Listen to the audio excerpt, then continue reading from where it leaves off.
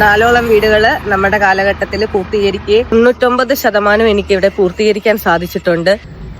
എല്ലാവർക്കും നമസ്കാരം. എൻ്റെ പേര് പ്രജിത കണ്ണൻ. ഞാൻ കഴിഞ്ഞ 5 വർഷം ആലപ്പുഴ മുനിസിപ്പാലിറ്റിയിലെ ഹൗസിംഗ് കോളനി വാർഡിലെ കൗൺസിലറായിരുന്നു.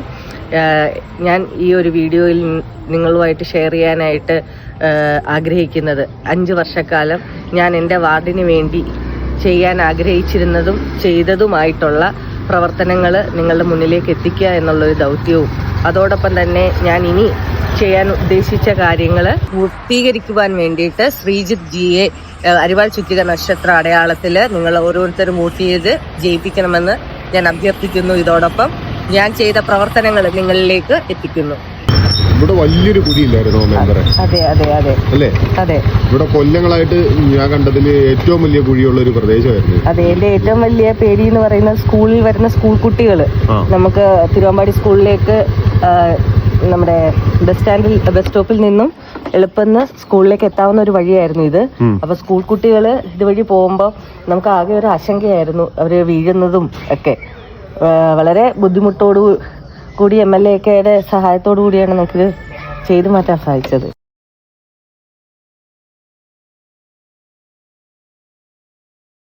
പ്രദേശത്തെ ഏറ്റവും പ്രധാനപ്പെട്ട വഴികളിലൊന്നാണ് Manishada Nagar road. Manishada Nagar road tile പാകി ഒന്നാന്തരമായി വൃത്തിയാക്കി സഞ്ചാരയോഗ്യമാക്കിയിട്ടുണ്ട്. നമ്മളിപ്പോൾ കടന്നു വന്നത് മാനിഷാദ നഗർ റോഡാണ്. വളരെ ഭംഗിയായിട്ട് നമുക്ക് ടൈൽ ഇട്ട് പൂർത്തീകരിക്കാനായിട്ട് സാധിച്ചിട്ടുണ്ട്. ഇത് ഹൗസിംഗ് കോളനിയും സനാതനപുരം വാർഡിനെയും ബന്ധിപ്പിക്കുന്ന റോഡാണ്. ഓണാട്ട് ജംഗ്ഷൻ റോഡെന്നാണ്, സുധീന്ദ്രൻ ട്രാൻസ്ഫോമർ ഓണാട്ട് റോഡെന്നാണ് അറിയപ്പെടുന്നത്. ഏറെ ദുരിതം പിടിച്ച ഒരു വഴി കൂടെ ആയിരുന്നു ഇത്. വെള്ളക്കെട്ടും അതുപോലെ തന്നെ റോഡ് സഞ്ചാരയോഗ്യവുമല്ലായിരുന്നു. നമ്മൾ 3 പദ്ധതികൾ ഒരുമിച്ച് ചേർത്ത് വെച്ച്, മുനിസിപ്പാലിറ്റിയുടെ 3 പദ്ധതികൾ ഒരുമിച്ച് ചേർത്തുകൊണ്ട് കാണ പണിയുകയും അതോടൊപ്പം തന്നെ റോഡ് ഉയർത്തിപ്പണിയുകയും ചെയ്തു. ഇത് ഏത് റോഡാണ്? നമ്മൾ സ്വപ്ന വായനശാല നസ്രത്ത് റോഡാണിത്. ഇവിടെ കുറെ നാളുകളായിട്ട് പല വീടുകളിലും വെള്ളക്കെട്ട് പ്രശ്നങ്ങൾ രൂക്ഷമായിരുന്ന സ്ഥലമാണ്. മഴ പെയ്യുമ്പോൾ ഏറ്റവും കൂടുതൽ നമ്മൾ ഹെൽത്ത് ചെയ്യുന്ന ആൾക്കാരെ കൊണ്ടുവന്ന് വെള്ളക്കെട്ട് പരിഹരിച്ച ഒരു സ്ഥലവും കൂടെയാണ്. നിലവിൽ നമ്മളിപ്പോൾ കാണപ്പെടുന്നത് കൊണ്ട് ആ ഒരു വലിയ ദുരിതം കാണുന്നുണ്ടല്ലേ? കാണുന്നുണ്ട്. ഇത് നല്ല രണ്ടും നല്ല ഭംഗിയായിട്ട് ചെയ്തിട്ടുണ്ട്, കാണയും റോഡും അല്ലേ? നല്ലൊരു വീതിയുമായി റോഡിന്. ശരി.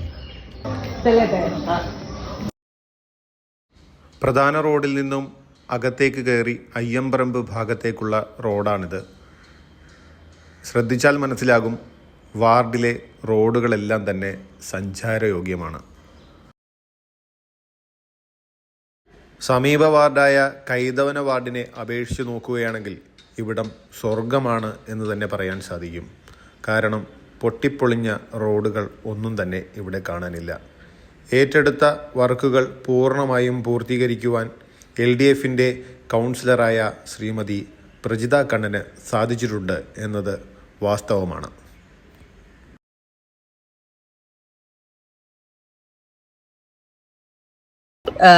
കണ്ടുവന്ന റോഡുകളിൽ MLA ഫണ്ടും മുനിസിപ്പൽ ഫണ്ടും ഉപയോഗിച്ച് നമ്മൾ പൂർത്തീകരിച്ചു. ഇനിയും നമ്മൾ പൂർത്തീകരിക്കാനായിട്ട് ചെറിയ ചെറിയ വഴികളുണ്ട്. നമ്മൾ വീഡിയോയിൽ കാണിക്കാത്ത ചെറിയ ചെറിയ വഴികളും നമ്മൾ പൂർത്തീകരിച്ചിട്ടുണ്ട്. അപ്പൊ ആ പൂർത്തീകരിക്കാനുള്ള ഇപ്പൊ ടെൻഡറായി കിടക്കുന്ന റോഡുകളുണ്ട്. നമ്മൾ ഈ ചെയ്തു വന്ന വർക്കിന്റെ കൂട്ടത്തിൽ ചെയ്യാനുള്ള ഒരു 3 റോഡ് കൂടെയുണ്ട്. അതിന്റെയൊക്കെ തുടർ ഭാഗങ്ങൾ നമുക്ക് പൂർത്തീകരിക്കേണ്ടതുണ്ട്. ഞാൻ ഈ നാട്ടിലൊരു പുതുമുഖമല്ല. കഴിഞ്ഞ 10-25 വർഷക്കാലമായി പൊതുപ്രവർത്തന രംഗത്ത്, വിദ്യാർത്ഥി യുവജന രംഗത്ത് സജീവമായി പ്രവർത്തിച്ചു വന്ന ഒരു എളിയ സഖാവാണ്. 2018 പ്രളയം എന്നെ സംബന്ധിച്ചിടത്തോളം വലിയ നമ്മുടെ നാടിനകത്ത് ഏറ്റവും വലിയ ദുരിതമുണ്ടാക്കിയപ്പോൾ ആ ഉത്തരവാദിത്വം അവിടുത്തെ തിരുവമ്പാടി സ്കൂളിലെ ഏറ്റവും വലിയ ക്യാമ്പായ തിരുവമ്പാടി സ്കൂളിലെ ഉത്തരവാദിത്വം പാർട്ടി എന്നെയാണ് ഏൽപ്പിച്ചത്.